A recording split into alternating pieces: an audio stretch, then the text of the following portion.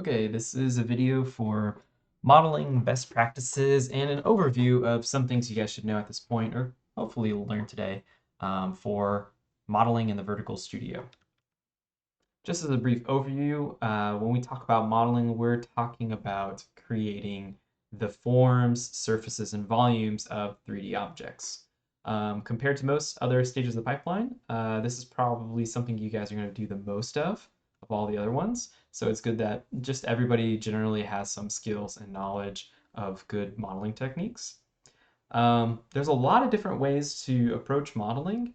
You could be someone who's really into sculpting and would like to just jump right into a ZBrush and then clean up the model afterwards. Or maybe you're someone who's very technical and likes doing hard surface modeling and you just like to do your modeling in Maya only.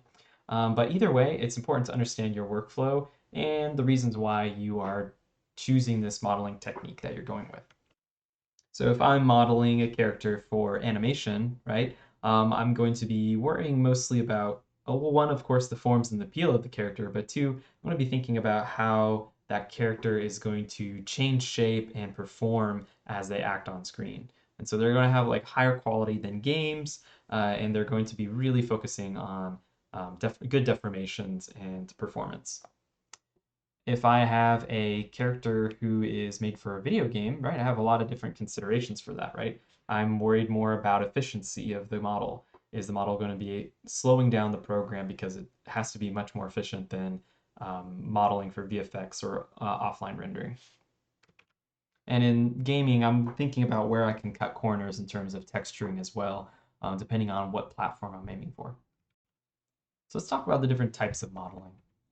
The first type I'm going to define here is organic modeling. So organic models are usually anything that is naturally created or alive. So trees, animals, characters, rocks, fruit, these would all be considered organic models. Organic models can also be used to define anything that is irregularly shaped. So something that is a statue, for instance, would be irregular, like a statue of a human would be irregularly shaped even though it wasn't alive or naturally created. Objects that change shape or deform are also sometimes called organic. So it really depends on what context you're using it in, but it's generally meant for things that are alive, irregularly shaped, or are going to bend and deform. So here we have a character, of course, probably the most common type of organic modeling. Right, we have stylized characters who are going to be created and set up much differently than a realistic character. But again, both of them are meant to change shape and bend. Here's some more animals and creatures, again, falling underneath that organic modeling category. And like I said before, they're going to be deforming in very particular ways and changing shape. So the way we build them is going to be very important. Hard surface models, on the other hand, are typically man-made, machined, or engineered. So these would be things like vehicles, tools, buildings, furniture, or other machines. These are usually also fairly regular in shape and design, so they usually have more perfect shapes, more perfect edges and surfaces to them. Hard surface models, on the other hand, are typically man-made, machined, or engineered. So these would be things like vehicles, tools, buildings, furniture, other machines. They're also usually regular in shape and design, so their surfaces and their edges are usually much more precise and intentional, where organic models can be a little irregular. Alternatively, they can be thought of anything that would be static and will not be moving or changing shape or deform. So environment modeling and assets, the majority of our assets are probably going to fall underneath the hard surface modeling category. Here's some hard surface props with their own topology. And topology in this case is mostly about capturing form. They're not really worried about animating. And here's a little bit more of a complex setup for this hard surface model. This would probably fall somewhere in between both hard surface and organic. So obviously the T-Rex is very irregularly shaped and the surfaces are very uneven. And he probably is most likely supposed to bend and deform, right? Whereas all the pieces that are on him are probably supposed to be hard and rigid and not change shape. And so those would fall under hard surface models. Let's switch gears and start talking about technique. polygon modeling is probably the most prevalent modeling technique out there. Almost every software package and engine out there is going to be working and using polygons. So if you guys need a reminder, polygons are those little tiny flat squares, sometimes triangles, sometimes other shapes, that are stitched together to make more complex forms. So a polygon object is made up of many, many, many polygons. The great thing about polygon modeling is that it's easy to change their shape, to edit their forms, add new polygons, get rid of old polygons. They animate very, very well through the process of using joint-based rigs with skinning on them and deformers. We can also map texture images onto them, which you normally can't do with other types of modeling techniques like NURB surfacing. It helps if we have a common understanding of the terminology used to describe polygon objects and polygons. So when I describe a polygon object, you might hear me use names instead like mesh, geometry, shape, or object. It really depends on who you're working with and what the context is. Each polygon has 3 different components to it. You have the corners, which are the vertices or vertex. You have the boundaries around the polygon, which are the edges. And then each polygon has a single face, which is the surface that interacts with light and the part that we usually see on the model. A quad is a polygon with 4 edges and vertices. A triangle or a tri is a polygon with 3 edges and vertices. An n-gon is a polygon with more than 4 sides and vertices to it. For film and animation, we typically want to stick with quads. We want as many quads as possible. They're easy to work with. They can subdivide and cut into new pieces really easily. They render the surface really nicely, and they also deform and don't cause weird distortions on the mesh. Triangles aren't ideal for film and animation, but they're fine. They're usually used more extensively in real-time engines and gaming and stuff like that. N-gons typically should be completely avoided as much as possible, especially when you're wrapping up your model and you're going to pass it on to the next stage of the pipeline. These can cause really bad deformations, they can cause some surface distortion, and they can sometimes even lead to corrupted models. We also have a 4th component that is typically hidden from the viewer, and that is the normal. And so a normal is a vector that is perpendicular to the surface of each polygon. So actually each face and their vertices have a normal associated with them. Normals are used for primarily calculations from the rendering engine, including your viewport renderer. They determine the appearance of your surface. They calculate the angle of the light and the angle of the surface relative to the camera and that light source, and will determine whether that surface is being shaded or not. Here's a visual demonstration of polygon normals and how they interact with light. So typically your rendering package is calculating the angle between the light source and the surface normals and telling the surface how to light or color the surface to make it look like it's shaded or if it's lit. There's 2 different ways you can typically see normals on a model, and that's smooth and hard. Smooth means that the boundary between polygons is being blurred, so the normals are averaging out across those boundaries to essentially blur that shape and you don't see this individual polygons. A hard normal is going to be setting the normals and shading so that it is flat and sharp, and so each individual polygon has its own distinct shape to it. And so these are the exact same model, but with different normal shading. Here's another example. Exact same model in terms of topology and the number of polygons, but on the right-hand side, the polygons have hard normal shading. In the example on the left, the polygons normals have been smoothed out. As we saw in the previous example, hard edge normals look like the entire polygon is facing the exact same way, and there's a distinct boundary and sharpness between each polygon. With smoothed or soft normals, we're actually blending the shading or the calculations between the polygons, and so it has a softer or smoother transition between polygon surfaces. Polygon normals are also used in texturing to simulate more detail where there isn't actually geometry. So on the left-hand side, we can see that there are those little tiny triangles that look like they're pushed into the mesh. But in reality, if you look at the middle image, there's actually no geometry there, and the mesh is actually pretty smooth. So it's the use of texture maps that are tricking the renderer to make it look like that surface has more detail, and that texture map is using the surface normals to do that. It's a pretty common technique to use normal maps to simulate more detail, and so you can get some really great results, but of course, as you can see here, they're not perfect. So on the left-hand side is the actual geometry, and the right-hand side is a flat plane with a normal map on it. And so you can see on the right-hand side, it's all about just tricking the light source and the renderer into thinking that there is more geometry there than there really is. When we talk about polygon modeling, it's important to understand the concept of topology or edge flow. Topology is the term used to describe the layout of your edges, faces, and vertices on your mesh. Topology is very important for almost all uses of polygon modeling, particularly in animation. In general, good topology supports the major forms and shapes and contours of your model, and it also follows the direction of shape deformation if you're animating. A good topology has a wide variety of benefits. If you have a really good topology, it's easy to work with your model. It's really easy to modify and predict what's going to happen. The surfaces usually look really good when you light and render them. When you want to add more subdivisions and make the mesh more complex, it's really easy to do so.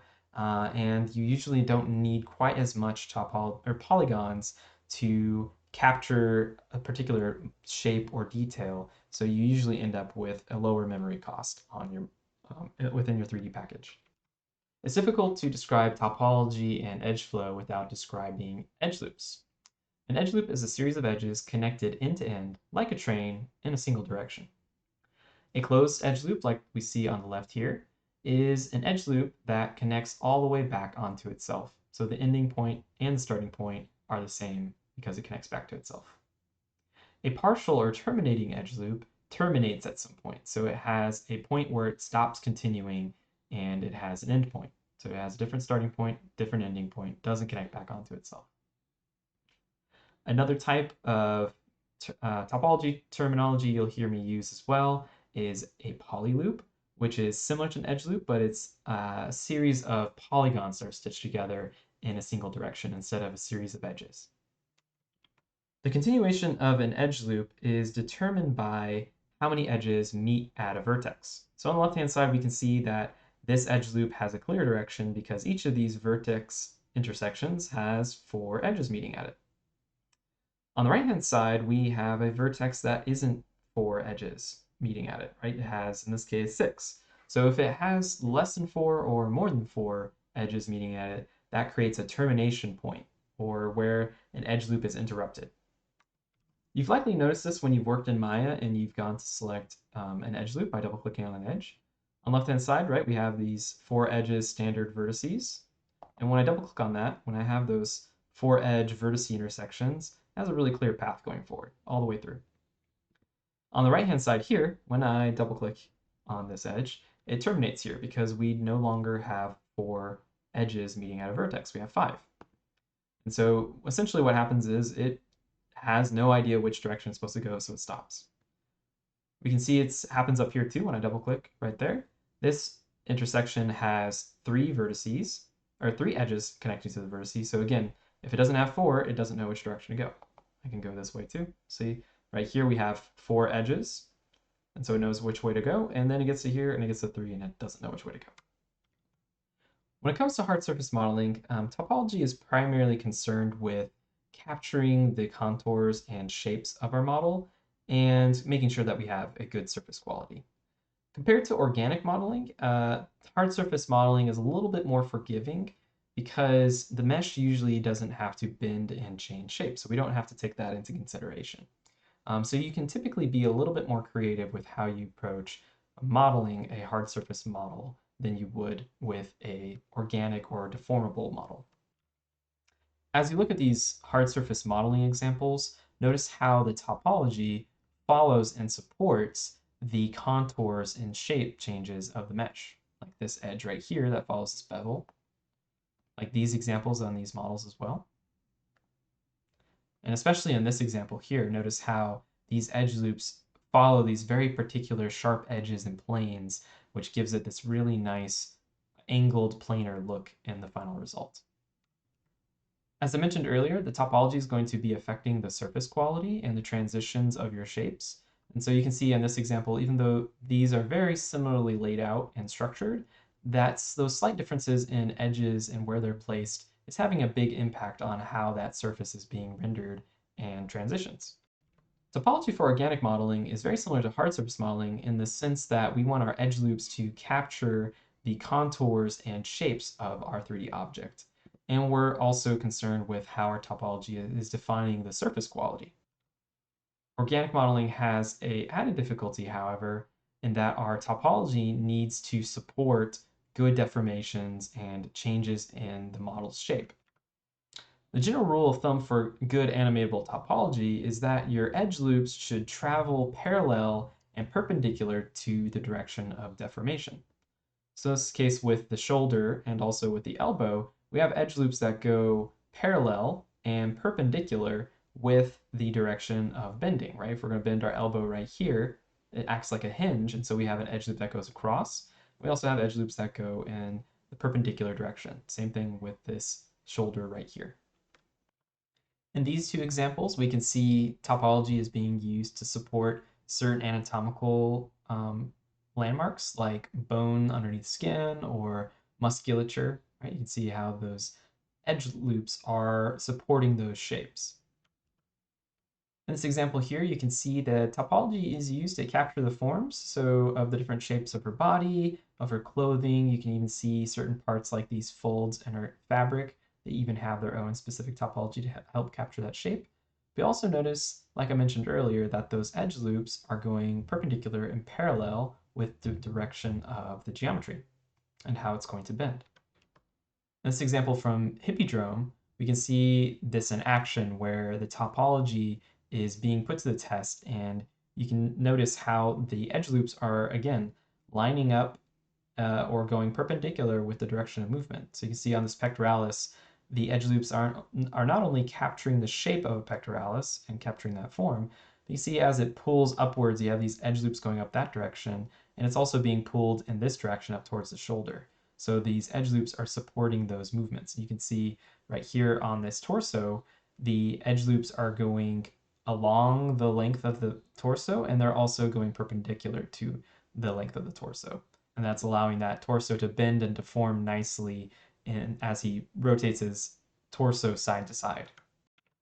Another way I like to think about it is like a bendy straw or an accordion. So those shapes of those ridges that go into a accordion or a bendy straw help it bend and change shape in that particular direction. And without that structure, you wouldn't be able to bend it that way. So in a lot of ways, I like to think of these deformations, especially on like long limbs like the torso or the arms or the knees or the legs, as sort of like a bendy straw or an accordion. And those cross perpendicular edge loops are like these bendy shapes. Here's another calisthenics example. And again, notice how those edge loops are going perpendicular and parallel with these limbs that are bending. And here's another example of a finger, right? And again, watching how those edge loops follow the forms and shapes, but also following the direction that it's expected to bend and deform in. Here's a quick example I mocked up on an existing arm model. And you'll notice, watch how the edge loops, again, are following down the length, down the length of the mesh, right? So following the mesh, and they're also going perpendicular.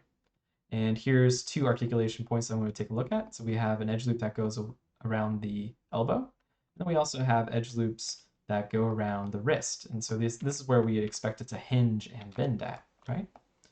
So if I go ahead and play that back, right, you'll see that this direction, this hinging action at the elbow, we have these edge loops supporting that shape in that direction. It's not great deformations because I did a really quick skinning and it's collapsing a lot, but it's helping keep that shape of the arm as it bends there. And we'll also do the same thing on the wrist, right? So same thing on the wrist. The direction of those deformations is supported by the direction of these edge loops going parallel, parallel and perpendicular with that point of articulation. While we're on the topic of deformations, I wanted to insert a little quick tip. If you're modeling for a point of articulation like an elbow or a wrist or finger joints or anything else that's supposed to bend similar to those objects or those parts of the body, then it's a good idea to create something like this. And let me go ahead and scrub this back so you can see it. So this is the same model, but I've modeled this one slightly different, and that is by adding a little extra topology or a few more edge loops near that point of articulation. In general, this is good practice. You want to model as low poly as you can, but in certain areas, especially areas of articulation, you usually want a little bit more topology so you can keep the shape from collapsing too much. And if I grab both of these and smooth preview them, you can see how much of a difference that those two edges on either side of that point of articulation make, right? Their weight painting is almost exactly the same, and really the big difference is just the fact that they have those two edge loops on either side of that point of articulation. Modeling a face for deformations, especially a human face, cares a lot about the same things that we worry about with modeling the body. We want our edge loops to follow certain contours and anatomical landmarks, and we also want the topology to deform and change shape nicely when it animates. The method for laying out topology for a animatable face is pretty well established at this point. There's particular ways of laying out the poly loops so that you can get these very specific muscle groups and shape deformations that are common with how our face naturally wants to deform and change shape. The layout of human facial topology is generally based on the actions and muscle groups of the human face.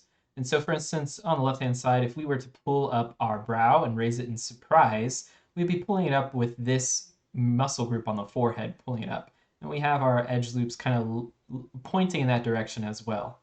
Here around the eyes, for the different complex actions that the eyes and the areas around the eyes can take, there's a circular ring-like muscle group that goes out around the eyelids, and we can see that over here as well.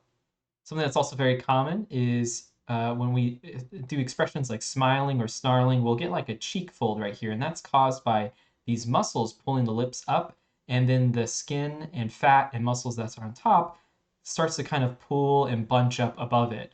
And so that's where we're getting this nasal labial fold kind of action going on here as those muscles pull the corners of the mouth or the upper lip upwards.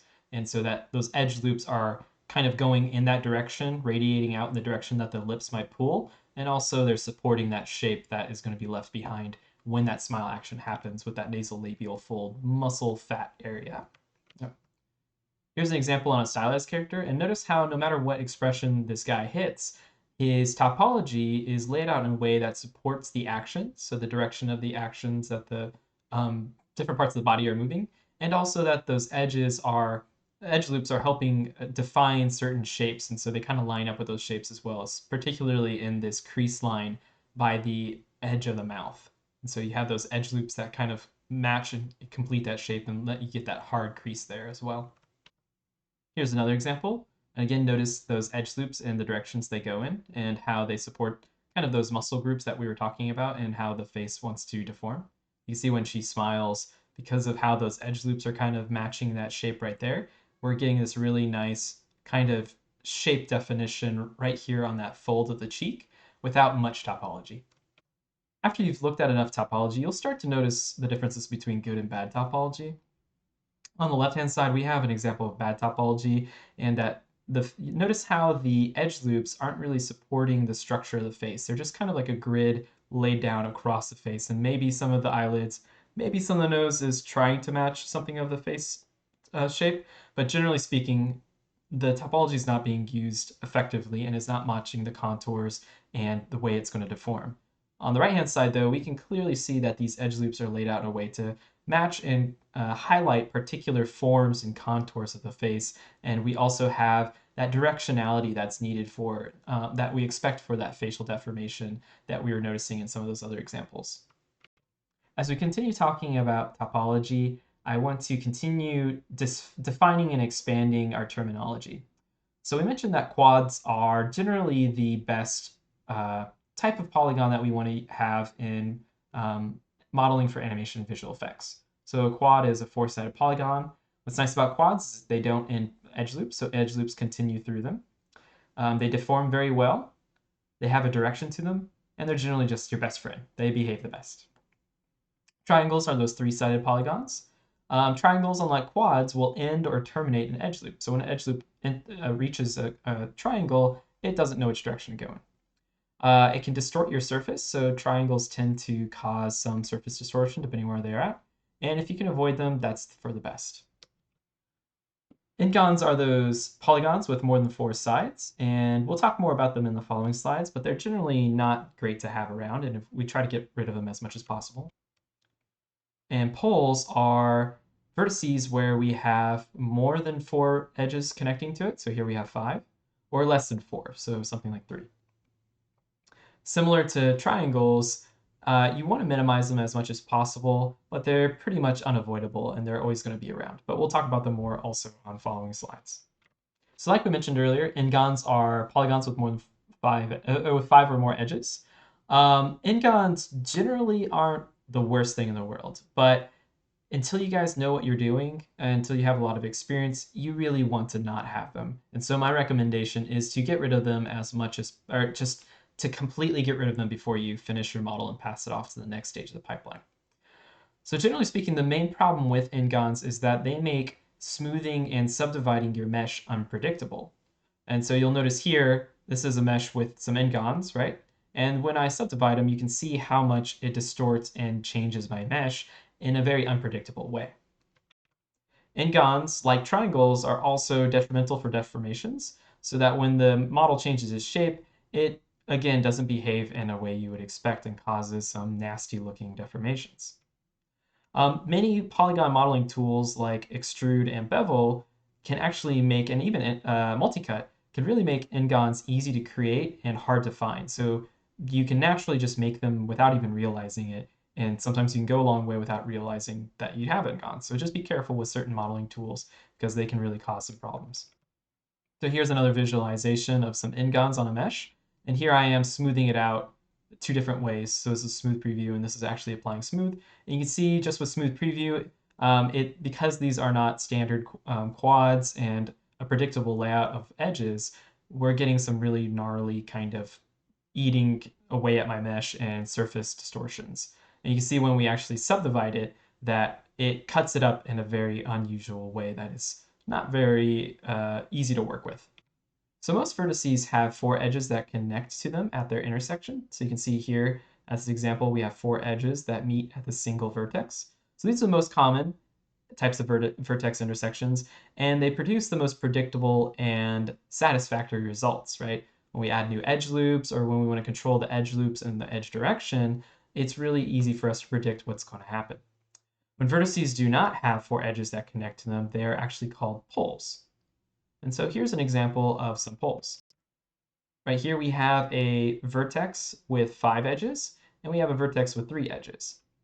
So these vertices can really change and manipulate the way that your topology is structured. And if you're not experienced with it, it can throw you for a loop. These poles are, like I mentioned earlier, unavoidable. They are going to naturally happen and you need them to create most models, but they can also impact your deformations as well as cause shading artifacts. So you want to really be able to control where those poles end up. And so a really good modeler will put these in places where they're going to have the least impact and not affect the shading or the deformations too much. Here we can see the impact of a pole affecting the shading of our surface. There are 2 types of poles that we want to define here, and these are the poles that are generally okay to have on your mesh and that you probably aren't going to be able to avoid in any. There are 2 types of poles that we want to define here, and these are the poles that you're going to have on your mesh somewhere and you can't avoid them. The first is an E-pole or an extrude pole, and this is a pole that is generally created whenever you do any type of extrusion. These poles have 5 edges that connect them. Anytime you create an extrusion of a single quad, you will get 4 E-poles at the corners of the base of that extrusion. So you can see here on the right-hand side, we have an extrusion of a single face, and around that base we have E-poles at their corners. And like I said, these are necessary for any type of extrusion. Whenever you do an extrusion, you're going to have some E-poles. So any complex modeling, you're going to get these. The other type of pole is called an end pole or nose pole. And these are poles where 3 edges connect instead of 4. And just like the E-pole, these are going to naturally occur in complex models, and you can't really get rid of them completely. But you, again, have to be careful of where you put them because they can have a big impact on your the appearance of your topology and how it deforms. Here's an example of a simple extrusion. As you can see from this, you're going to naturally get 4 E-poles at each corner and 4 end-poles up at the top. So a 5-sided pole and a 3-sided pole. Here we can see how poles are having a big impact on the directionality of our edge loops and poly loops. So wherever there's this end pole or 3-sided pole, we're noticing that the poly loop or edge loop that's going nearby it or right outside of it changes direction. So where this edge loop or poly loop was going downwards, when it reaches this corner of this pole, it starts to turn this way and go all the way through. And similarly speaking, this one's going from left to right, and as it approaches this corner where this 3-sided pole is, it's forced to change this direction. So the 3-sided pole and also the 5-sided pole, which we have in conjunction with all these 3-sided poles, have big impacts on the flow and the directionality of your edge loops. And here's an example of some poorly placed poles and how they are having an impact on curved surfaces. And you're starting to notice a little bit of distortion and maybe a little bit of pinching as well. Here's another example that I wanted to show inside of Maya. So I have the same plane that I have bent with a bend deformer. And you'll notice this one right here has your typical vertex intersections with 4 edges at each vertice and all quads. And here we have another example. It's all quads, but we don't have your typical 4 edge vertice intersection. So we have an E pole right here, and we have a 3 pole right here. And you'll notice when I bend those, this example on the left looks very clean. You don't notice any surface deformation or weird surface artifacts. But right here, you can clearly see that where those poles are, we're getting a little bit of a distortion and a bump there. And so they typically cause these surfacing artifacts whenever you're working with a curved surface and poles are along that surface. And here you can see I've totally screwed it up. And so there's a lot of poles, there's even some n-gons. And so it really starts to mess up when you do not plan out your topology well. I suggest checking out this video called Subdivision Surfaces Artifacts by Gorilla CG. It's in the lecture slides if you have access to those, or you can find them on YouTube. But they have a great overview of how n-gons and poles affect the surface quality of your mesh. And here's more and more examples showing how non-standard quads and non-standard vertice intersections can cause distortions in your mesh whenever you bend or add a curvature to the shape. They start to become much more noticeable. And you'll see, look up here, you have your standard quads, your standard 4-edge vertice intersections, and you get almost perfect deformations, surface quality on those shapes. But as soon as you start deviating from that norm, they can be kind of tricky to handle and hard to minimize these surface abrasions. When working with modeling for animation and VFX, it's common practice to implement subdivision modeling and subdivision smoothing. Subdividing our mesh generally means that we will divide our geometry into more polygons. Typically, this is going to split our polygon into 4 polygons. The great thing about subdivisions and adding more topology this way is it means we have more to work with, and we can also get smoother and more approximate shapes. So this is an integral step in making our mesh appear smooth and more finished and high quality. A smoothing operation is usually added on is a type of subdivision that is going to add more topology, like this one on the left-hand side. So on the left-hand side, I have a single quad that I'm subdividing. So you can see each time I subdivide it, it just splits it into 4, each polygon into 4 new polygons. On the right-hand side, we're doing the same thing, but each time we add a subdivision level, it's also smoothing out our shape and averaging things out. And so we get something closer to a curvature or a circular shape. And as I'm sure I've mentioned before, subdivisions, like many things with modeling, work best when we have four-sided edges. Here's a sphere at different subdivision levels, and you'll notice that the more subdivision levels you have, or the more polygons you have, the closer you can get to approximate this circular spherical shape. Right, the fewer it is, the more obvious it's not a sphere, and the less it looks like an actual sphere. Here we can see that we are smoothing out a cube multiple times. And so this is a subdivision operation that's also applying a smoothing operation. And so each time it subdivides, it's also rounding out and softening those corners. And so we're ending up with this spherical shape towards the end. The distance of your edges from each other can have a big impact on smoothing operations, especially if you use Smooth Preview, which we'll take a look at in a second. And so you'll notice on the left-hand side, I have more evenly or wide-spaced edges. And when I smooth them out, we get kind of a soft, gradual bend here.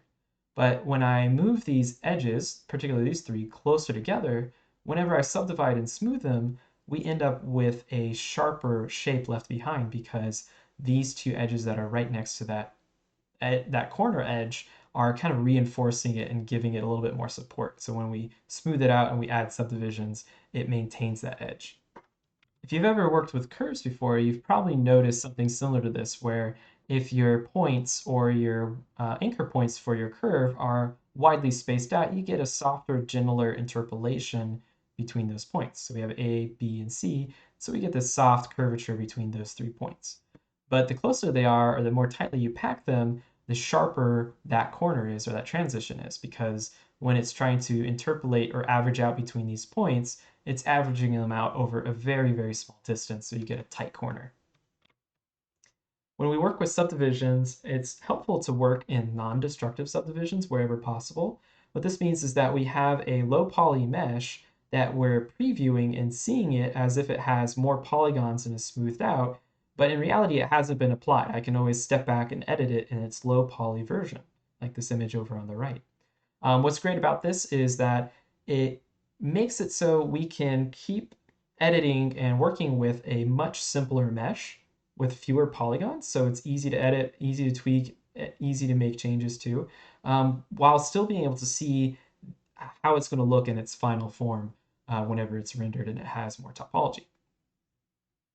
So using this preview, we can be on the lookout also for parts of our topology that are going to be problematic once we add more subdivision levels. So you can start to notice with smooth preview or non-destructive subdivisions where your mesh is going to start to will start to kind of pucker or cause pinching as you smooth it out and add more subdivision levels. Those of you who use Maya are familiar with smooth preview, I'm sure, which is the 3 key on your keyboard. And so whenever you select a mesh, I'm going to go ahead and turn off selection highlighting. So you select the mesh and you smooth it out, it's going to interpolate that shape and average it out and make it look like it has more topology than it really does. And so, like I said, it's a non-destructive editing technique, and it's not going to add more topology, but it's going to simulate as if it did. And here's another demonstration of the how those edges are placed and how they affect the smoothing. So you can see here I have just 3 edges, or 2 faces. And when I smooth them out, you can see it's changing shape quite a bit, right? And that's what this example right here is showing. It's changing its shape quite a bit. On this one, I've put 2 edges close to that junction point, and you can see it's not really moving that much. And the tighter I place those, so these are practically on top of it, you'll see this is barely moving, changing its shape at all. So the distance between those edges around at a corner is really going to change how much that edge or that area is smoothing out whenever you press 3 on your keyboard or do a subdivision smoothing operation. We can only add so many polygons to our mesh before our computer and Maya decides to crash. So what are you left with if you want to add more detail to your model, like these wrinkles in the forehead or these pores on the cheek? Well, what you do is you use texture maps to simulate surface changes and finer detail on your model. These surfacing tricks and these texturing tricks are only really seen when you actually render your object out. And so what happens is, depending on the technique you use, your model is either subdivided and it adds more topology when you click the render button, or It's just a manipulation of the normals of your polygons to make it appear as if the surface is changing when it really isn't. Here's an example of a sphere with a displacement map on it. So in this texture map, you can see the white pixels are pushing the surface up at render time, while the black pixels stay behind. If I was to try to model that myself, that would require much more topology than this model likely had.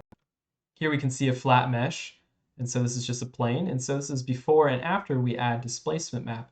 And so this displacement map, again, you can see is pushing the surface and adding a lot of believability and extra detail and shape changes without us actually having to go in there and model it by hand, which would take forever and become a very expensive asset. Here's another example. In the middle, we have a fairly low poly asset. This is what it looks like when it renders at render time. And you'll see there's so much extra detail, like these cracks and these little pore changes that aren't actually on the geometry itself. And so we have this normal map, and that normal map is driving those changes in the surface and how the light perceives the surface moving. And here's another example. We have a mesh on the right-hand side, which is just a mesh with really, really, really high topology. On the left-hand side, we have a low poly mesh with a normal map on it. So it's not perfect and it doesn't look the same, of course, but you'll notice, look how low topology is there. And all that is just through the texture map, all that extra detail and lighting and shading we're seeing. And then on the right-hand side, you can see that's a really, really, really dense mesh. Box modeling is a technique for modeling your polygon objects where you start from a primitive and through basic modeling tools, you change its shape and add new topologies until you get the shape that you are aiming for. So this is top example, we can see that this little cherubic baby face started as a cube, and the modeler just rounded it out, started taking faces, extruding them in, moving verts and faces around until they got the result that's on the right. And you can see on the far right with the hand, we can see how each piece begins as a basic primitive, and the artist is just tweaking the shapes and adding new edge loops until they get the result they want in the bottom right of that more complicated hand. So box modeling is very common modeling approach if you're just going to be modeling in Maya, and it is typically a very rough to fine approach, right? You start with something very basic, very rough, and you focus on the big general shapes and refine that shape until it's more complex and looks like your target object. Edge modeling or contour modeling is different than box modeling in the sense that you don't typically start with a primitive object and keep refining it and adding new topology to get your shape. Edge modeling, instead, you draw out polyloops and then stitch the separate floating polyloop strips together into a final mesh. What's nice about this approach is that if you have a very specific shape you want to capture or a particular edge flow you need for your topology, it makes it easy to plan it out and execute it. So it's very common for modeling character faces and getting that specific topology that's popular for animating a character's face. Sculpting is a more artistically driven approach to modeling. Instead of moving, rotating, and scaling vertices, you actually use tools that have a variety of brush-like effects. So some of these brushes will build up the form gradually as if you were putting down new pieces of clay. Some will carve and slice into the surface as if you were using a cutting tool, while others will push and pull in the shape dynamically and elastically as if you were pulling on a piece of clay yourself and trying to pull it out and stretch it into a new shape. One of the big advantages and what makes sculpting popular is that artists can dive straight into finding forms and exploring new shapes without having to worry so much about topology and the technical construction of that geometry. Sculpting programs are popular not only for their artistic approach for modeling, but also how we can achieve more organic secondary and tertiary shapes in our models. So you can see with this dragon on the left-hand side, we're getting these really fine fur and scale details. And on the right-hand side, we're really starting to build up and find the musculature and the bones of the anatomy of the head and the skull.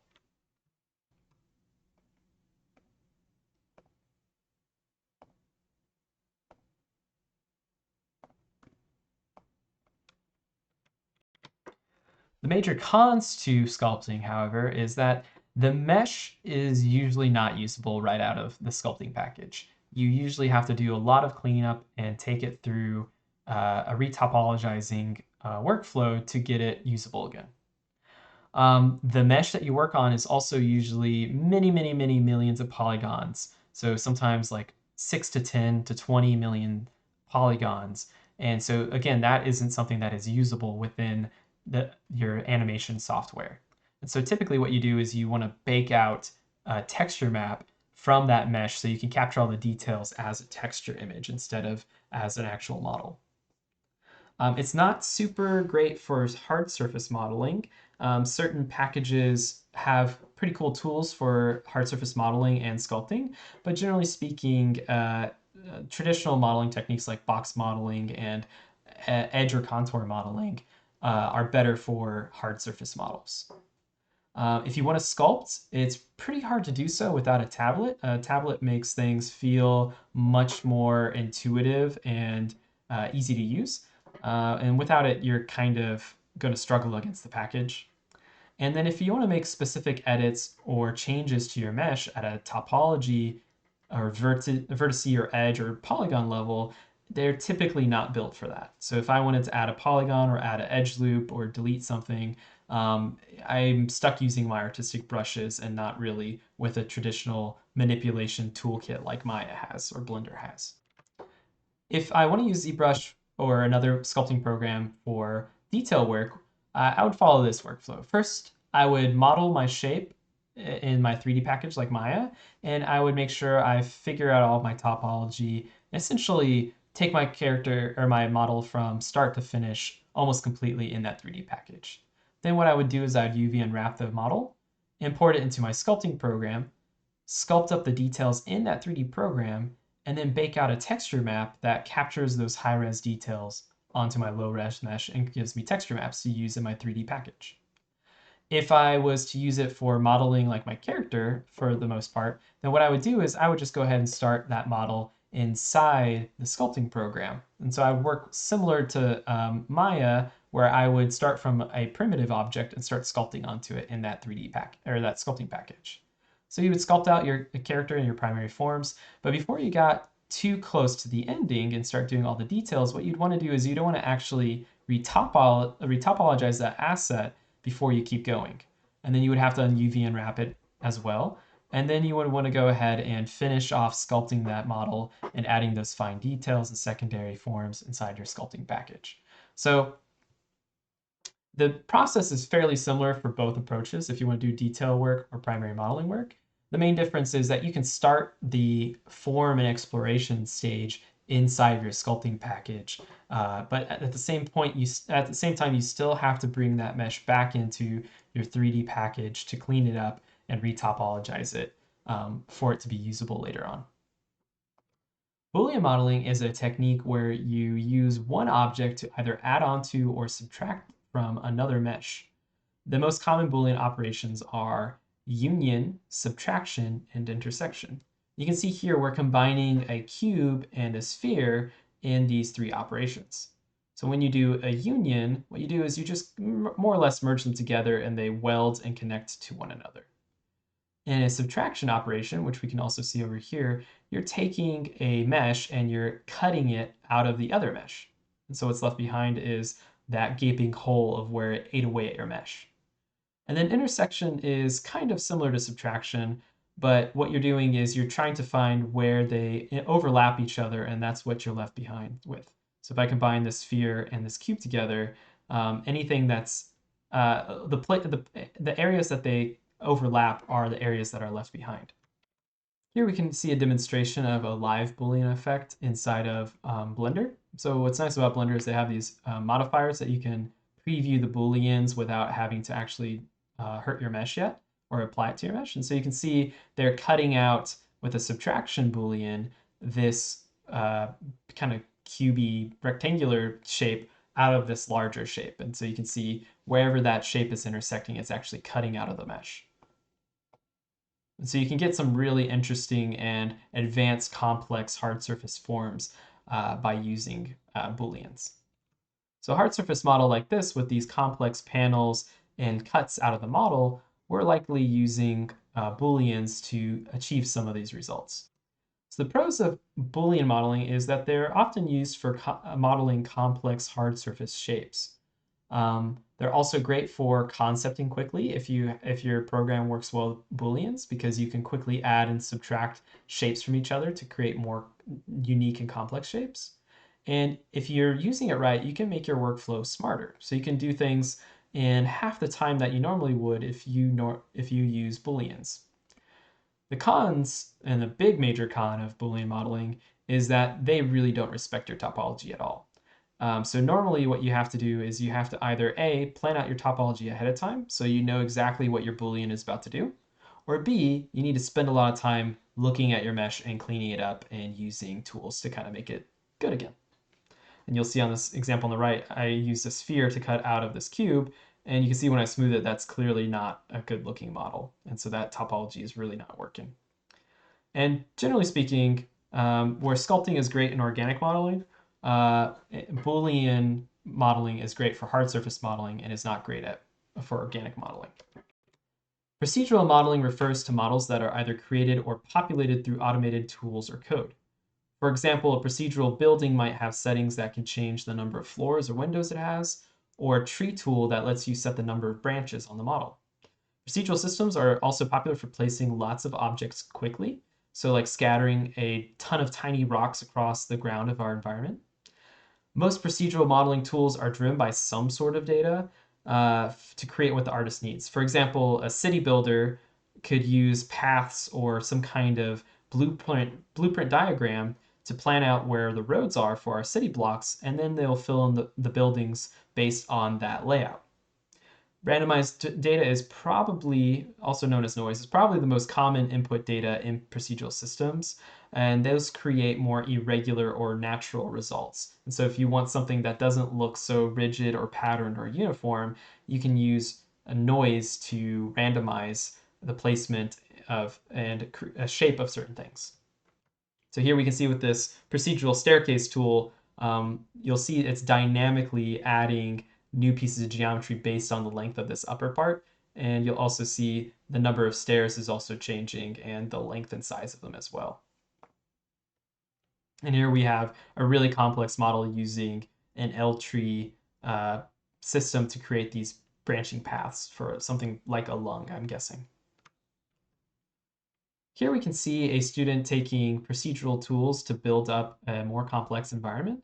And so they're using various tools to create the terrain, place pieces and elements into the space, like clouds and the little plateaus. You can see they're using like a path tool to procedurally generate a train track going on it. So this is using multiple different procedural systems to layer up and add a much more complex environment asset. A big part of procedural modeling tools is the ability to add variation and randomization. And so you can get a lot of different results and a lot of variety by just changing a little bit of data input. And here we can see that someone built a procedural brush-like tool to place these scales or feathers onto a model. And so doing that by hand would take way too long. And so this is saving them a lot of time.